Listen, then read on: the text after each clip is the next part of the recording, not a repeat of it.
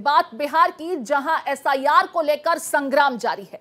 Voter list revision को लेकर इस बीच तेजस्वी यादव का एक बयान चर्चाओं में बना हुआ है। तेजस्वी यादव ने अपने इस बयान में यह कहा कि बिहार में चुनाव के बॉयकॉट पर चर्चा करेंगे।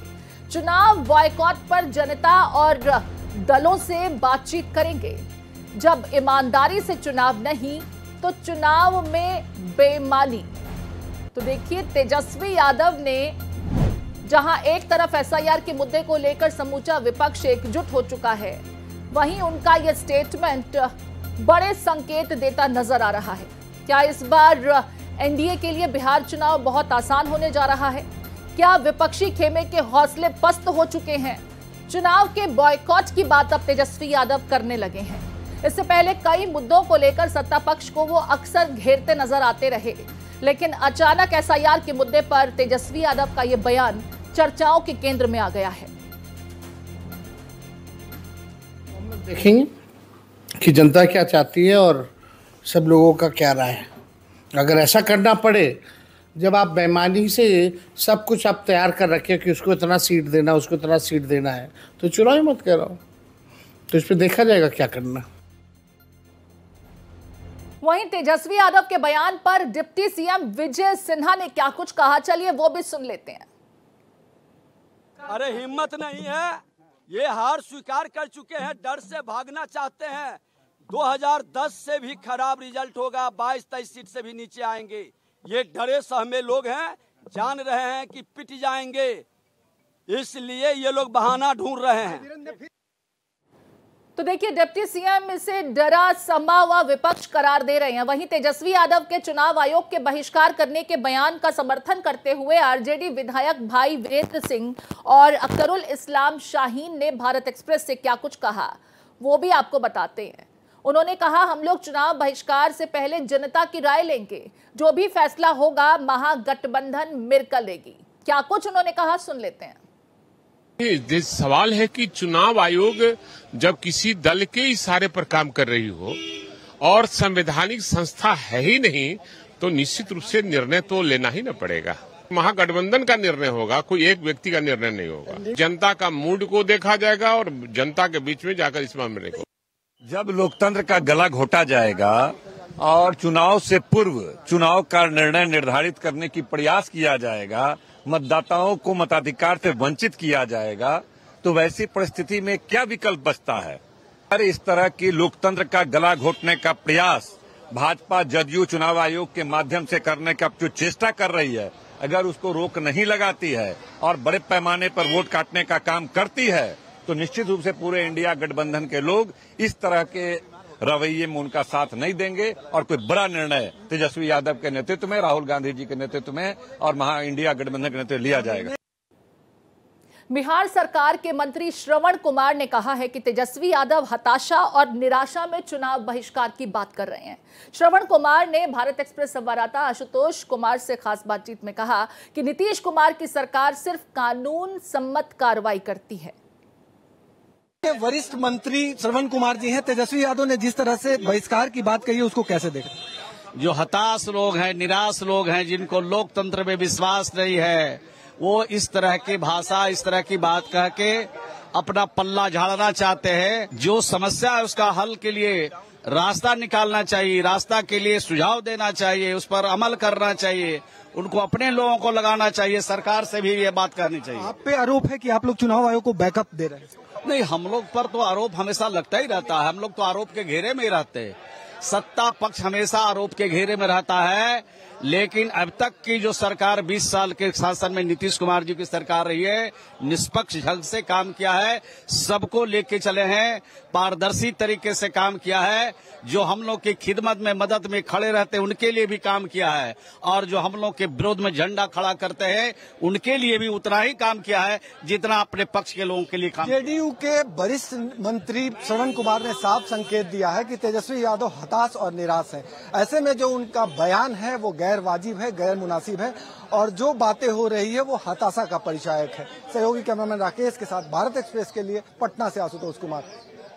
तो देखिए, सत्ता पक्ष तो यहां पर यह कह रहा है कि विपक्षी खेमा हताश हो चुका है, निराश हो चुका है। डिप्टी सीएम कहते हैं डरे सहमे हुए हैं तेजस्वी यादव, उन्हें पहले ही नतीजों के बारे में अंदाजा हो चुका है, लिहाजा अब ये उनकी बौखलाहट है। वो जानते हैं कि चुनाव में उनकी हार होने वाली है, लिहाजा तरह तरह के पैतरे अख्तियार कर रहे हैं। कभी चुनाव आयोग को कटघरे में खड़ा कर देते हैं, और अब जब उनके मन की नहीं हो रही है, जो फर्जी वोटर्स हैं वोट कास्ट नहीं कर पाएंगे, तो फिर इस तरीके से चुनाव के बहिष्कार की बात कहकर वो खुद को बचाने की कोशिश कर रहे हैं। देखिए, बहुत कुछ कहा जा रहा है। सत्ता पक्ष की तरफ से तेजस्वी यादव के इस बयान को गैर जिम्मेदाराना कहा गया है। यह कहा गया कि यह बिहार की जनता और लोकतंत्र के प्रति उदासीनता है। लोकतंत्र को अपमानित करने का काम तेजस्वी यादव ने किया है। और इस विषय पर हमारे साथ कुछ मेहमान जुड़ गए हैं। नीरज कुमार जी, आप प्रवक्ता हैं बीजेपी से, बहुत स्वागत है नीरज जी भारत एक्सप्रेस में आपका। निहोरा यादव, आप प्रवक्ता हैं जेडीयू से, बहुत स्वागत है निहोरा जी आपका भी। डॉक्टर संजय कुमार राजनीतिक विश्लेषक हैं, और डॉक्टर श्याम कुमार प्रवक्ता हैं आरजेडी से, आप दोनों का भी बहुत स्वागत है। सबसे पहले, क्योंकि स्टेटमेंट आरजेडी के ही बड़े चेहरे की तरफ से आया है, लिहाजा आरजेडी क्या कुछ सोच रही है इस विषय को लेकर? श्याम कुमार जी, सबसे पहले मैं चाहूंगी, क्योंकि फिर एक स्टेटमेंट काउंटर करते हुए आता है कि तेजस्वी यादव के स्टेटमेंट को तोड़ मड़ोड़ कर पेश किया जा रहा है। अभी हम जनता से रायशुमारी करेंगे, विपक्षी पार्टियों से रायशुमारी करेंगे। देखिए प्रीति जी, इस पूरे मसले पर जो हमारी कवायद है, कोशिश है, संघर्ष है, वो बिहार की माननीय जनता देख रही है जी। पिछले कई महीनों से हम लोग जमीन पर संघर्ष कर रहे हैं। माननीय अदालत में हमने याचिका दी थी, जिस पर अदालत ने जो ऐतिहासिक सुनवाई की है, हम उनको सलाम पेश करते हैं। आरजेडी की ओर से, बिहार की जनता की ओर से जो उन्होंने जनता के पक्ष में कई टिप्पणियां की है, वो अपने आप में न्याय के पक्ष में है। तो जो बीते दिनों में जो SIR को लेके जितने भी मसले उभरे हैं, मुद्दे उभरे हैं, तो हम लोग उठा रहे थे, तो लोग को लग रहा था, हमारे जो सम्मानित विपक्षी दल हैं, नेतागण हैं, कि लग रहा था कि इसमें क्या खामी है। लेकिन अब तो इनके दल जो गठबंधन के साथी भी सवाल वही उठा रहे जो हम लोग उठा रहे थे।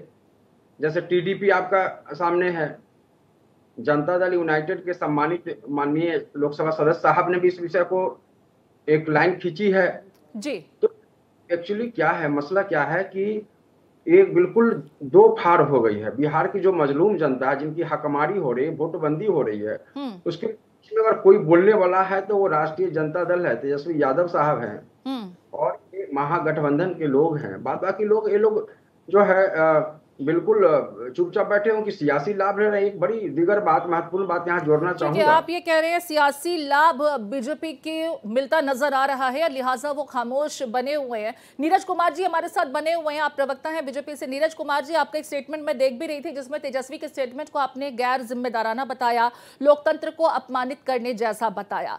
आपकी ही पार्टी पर सबसे ज्यादा आरोप लग रहे हैं, और विपक्षी खेमा ये कहता है कि चुनाव आयोग बीजेपी के एजेंट की तरह काम कर रहा है।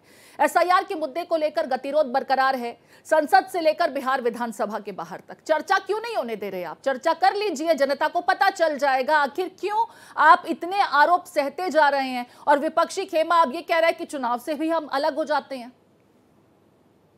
चर्चा नहीं होने देना चाह रहे हैं, यह आरोप भी इनका गलत है।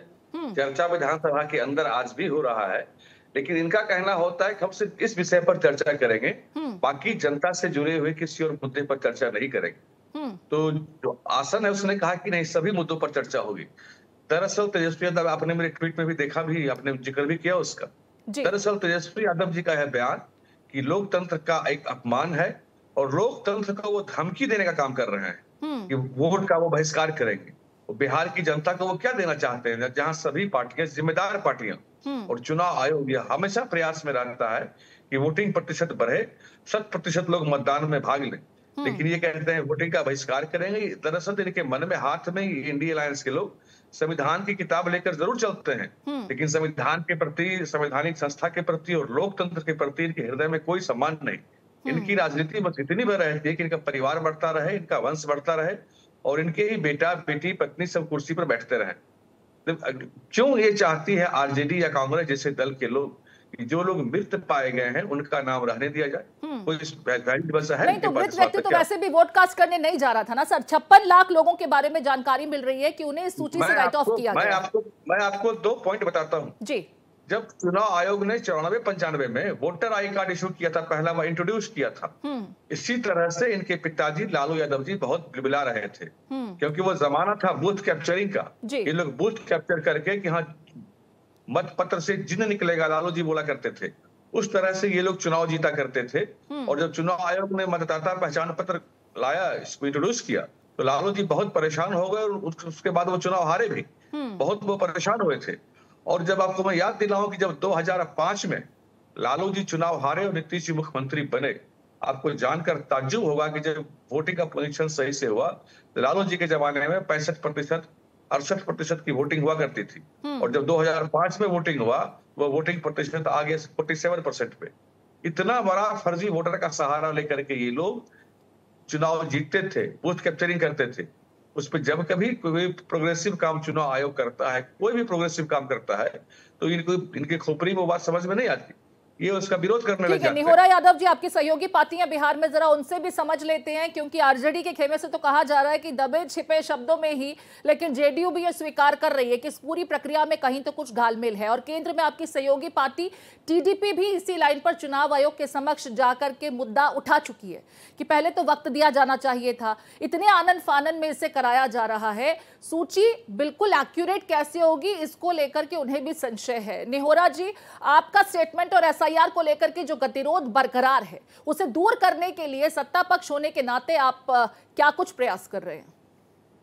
नहीं प्रीति जी, एक शब्द आपने कहा कि जदयू भी मानता है कि घालमेल है। जदयू संवैधानिक संस्थाओं पर अविश्वास नहीं करता है, तो इसीलिए सवाल ही नहीं उठता है कि जदयू कभी ये कहा। नहीं, ये मेरा स्टेटमेंट नहीं है, ये डॉक्टर श्याम कुमार साहब ने कहा कि जेडीयू ऐसा कह रहा है, मैं उसको दोहरा रही थी आपके लिए। हाँ, दूसरी बात मैं कह रहा हूँ कि तो ये बड़ी पीड़ादायक बयान तेजस्वी जी का आया है कि मैं चुनाव बहिष्कार करने के पर विचार करूंगा। देखिए, डेमोक्रेसी में लाखों लाने के लिए लाखों लोगों ने कुर्बानियां इस देश में दिया, और इस डेमोक्रेसी को समाप्त करने की साजिश तेजस्वी के माध्यम से हो रहे हैं। और जब संविधान बनाए कई संविधान निर्माताओं ने, तो चाहे बड़ा हो छोटा हो, सारे लोगों को समान अधिकार दिया। उस अधिकार को भी तेजस्वी यादव जी समाप्त करना चाहते हैं। या तो अपने पिताजी से राय मशविरा इस पर नहीं किया होगा, या पूरे भारत के राजनीति का इतिहास नहीं पढ़ा होगा, इसलिए बचपना में ये बातें बोल रहे हैं। आप इसे बचपना कह रहे हैं। निहोरा जी, एक सवाल सुन लीजिए, सवाल के बाद आप जवाब दे दीजिएगा। पिछली बार जब ऐसी कोई सूची तैयार की गई थी तो उसमें अच्छा खासा वक्त लगा था। इस बार महज 25 दिनों के भीतर इस पूरी प्रक्रिया को पूरा करने का जो लक्ष्य इलेक्शन कमीशन की तरफ से रखा गया, चिंता उस बात को लेकर के थी। बिहार सभी जानते हैं कि बिहार के ज्यादातर जिले बाढ़ग्रस्त हो जाते हैं, जनता डॉक्यूमेंट्स कहां से जुटाएगी, ये दलीलें भी दी गई। ये तो कमीशन का दायित्व है कि कैसे पूरा करेगा। हम लोग भी चाहते हैं कि कमीशन पूरा करे और कोई वैध और पात्र मतदाता हो वो नहीं छूटे। एक देखिए कि राजनीति किस प्रकार ये लोग कर रहे हैं। विपक्ष के लोग सत्ता पक्ष पर आरोप लगा रहे हैं। भाई, सत्ता पक्ष ने थोड़े निर्देश दिया, आदेश दिया कि आप एसआईआर कराइए। सत्ता पक्ष थोड़े कहीं हस्तक्षेप कर रहा है। संजय जी, आपका कमेंट, विपक्षी नहीं होगा तो ये चुनाव कैसा? लोकतंत्र में विपक्ष भी उतना ही जरूरी होता है जितना सत्ता पक्ष। बिल्कुल चुनाव में भाग नहीं लेंगे। कल तो तेजस्वी जी का मैं सुन रहा था जी, उन्होंने कहा कि हाँ मैं इस पर विचार करूंगा और सारे जो विपक्षी पार्टियां हैं उनकी राय मैं लूंगा। पूछा गया कि क्या आप चुनाव का बहिष्कार भी कर सकते हैं, तो उन्होंने कहा कि हाँ बिल्कुल, अगर लगेगा कि ठीक तरीके से मतदाताओं के साथ न्याय नहीं हुआ तो हम इस पर विचार कर सकते हैं। तो एक तरह से मैं समझ रहा हूँ कि इसको प्रेशर पॉलिटिक्स कहते हैं, एक दबाव की बात अगर कही जा रही है सर, लेकिन सवाल यहाँ पर यही है ना कि जिस मुद्दे को लेकर के वो लगातार आशंकित है, उस मुद्दे पर स्पष्टीकरण दे दिया जाए। चुनाव आयोग भी कुछ नहीं कहता है, सूत्रों के हवाले से खबर आती है जिस पर उनकी टीका टिप्पणी हमने देखी, कोई कुछ कहता ही नहीं है, और मीडिया के हवाले से तमाम खबरें लगातार सियासी सरगर्मियां बढ़ाती नजर आ रही है। जी, पूरी बात जरा सुन लिया जाए। जी, देख, जब मामला सब जुडिस है, सुप्रीम कोर्ट में अंडर कंसिडरेशन है, या तो आपको सुप्रीम कोर्ट पर भरोसा है तो सुप्रीम कोर्ट में जब 11/11 अगर वहां पर याचिकाकर्ता ने अपना दायर किया है तो 28 जुलाई को ही ना सुनवाई होनी है। उसके पहले आप चुनाव का बहिष्कार कर दीजिए या चुनाव में आप शामिल हो जाइए। 28 जुलाई तक तो इंतजार करनी होगी। ठीक है, 28 जुलाई तक इंतजार करना होगा। नीरज जी, सवाल आपको लेकर के एक बार फिर से बीजेपी पर ये आरोप लगाए जा रहे हैं तेजस्वी यादव की तरफ से कि पलायन हुआ है। सरकारी आंकड़े उसकी पुष्टि करते हैं, लेकिन बीजेपी मानने को तैयार नहीं है। सम्राट चौधरी इसका खंडन कर रहे हैं, और सबसे बड़ी बात यह कि कई तस्वीरें, कई वीडियो सामने आए, फॉर्म बीएलओ भर रहे हैं, फॉर्म्स जो हैं वो जलेबियों की दुकान पर रद्दी के भाव बिक रहे हैं। इस पर तो प्रतिक्रिया देते। मैं सारी बातें स्पष्ट कर देता हूँ जी। एक पॉइंट जो मैंने आपने पिछली टर्म में पूछा था जेडीयू के प्रवक्ता से जी, कि पिछली बार 2003 में जब ये सघन पुनरीक्षण हुआ था, प्रीति जी, उस समय भी 31 दिन का समय टाइम फ्रेम तय किया गया था, और उसी टाइम फ्रेम में चुनाव आयोग ने इस काम को पूरा किया था। सर, कंपाइलेशन में कितना वक्त लगा था? जी, कंपाइलेशन में कितना वक्त लगा था? 31 दिन में सारा कुछ कर लिया था, लेकिन उस समय क्या था कि इतना डिजिटल जमाना नहीं था, मोबाइल का, कंप्यूटर का जमाना नहीं था, एआई का जमाना नहीं था, बट चुनाव आयोग ने 31 दिन में ये काम पूरा कर लिया। श्याम कुमार जी, पिछली बार 31 दिन में, तो इस बार 25 दिन में क्यों नहीं? अब तो जमाना हाईटेक हो चुका है, आपको वापस ये पलटवार बीजेपी की तरफ से। अब मेरी पूरी बात सुन लीजिए। आ रही हूँ सर आपके पास, जरा प्रतिक्रिया ले लूं उनसे। जी, प्रतिक्रिया ले लीजिए। जी, ये लोग जो राजनीति करते हैं, जो खेला है, मतलब खेल जगत को बड़ा नुकसान इन लोग को ऐसे होने वाला है। तो अब लोग की रुचि यही खेल देख के उनका मतलब मनोरंजन होगा कि आप लोग कागज पत्री, एआई, कंप्यूटर में मजलूम जनता को घुमा फिरा के, बाहर जनता गई हुई है, वोट कटवा के, नाम कटवा के, घुमा फिरा के, देखिए जोड़ तोड़ के राजनीति के लोग उस्ताद है। मैं सम्मान करता हूँ, मैं सम्मान की बात कर रहा हूँ। ये लोग बड़े जादूगर हैं, सबके सब जोड़े जा रहे हैं, चाहे वो बिहार में हो अथवा हमारे बाहर हो।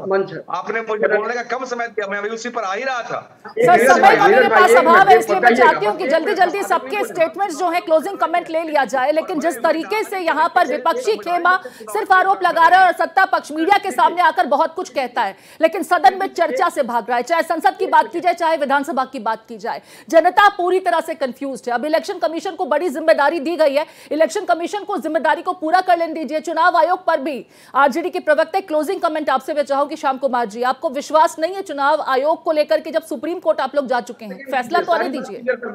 10 सेकंड दीजिए प्लीज, आई रिक्वेस्ट यू। देखिए, एक बात मैं आपको कहूं कि जब नीरज भाई साहब बता रहे थे कि 95 का चुनाव का, तो आप डेटा देख लीजिए। हिस्टोरिक मैंडेट मिला था, टीएन शेषन साहब उस समय चुनाव के इलेक्शन कमिश्नर थे, और उस समय के इलेक्शन कमिश्नर के इतिहास में एक नाम है, और टीएन शेषन अपने आप में संस्था का नाम था। मैं वर्तमान इलेक्शन कमीशन का भी सम्मान करता हूं, तो ये बात तो टेक ऑन आपको दे दिया। वर्तमान में आप लोग 20 साल से सियासी लाभ रह रहे हैं। पुनः आग्रह करूंगा, अपील करूंगा, हमारे माननीय नेता तेजस्वी यादव ने सभी को पत्र लिखा है, मैं इस मन से अपील करता हूं, बिहार की जनता के लिए खड़ा होइए। आप लोग सिर्फ सियासी लाभ, लेकिन आप तो खुद ही पहले ही बायकॉट जैसे स्टेटमेंट भी दे रहे हैं। बहुत शुक्रिया आप तमाम मेहमानों का। समय मेरे पास इतना ही है, समय की थोड़ी यहाँ पर अभाव है, जिसके चलते चर्चा को यहीं विराम देना होगा। आप तमाम मेहमान जुड़े, बहुत शुक्रिया।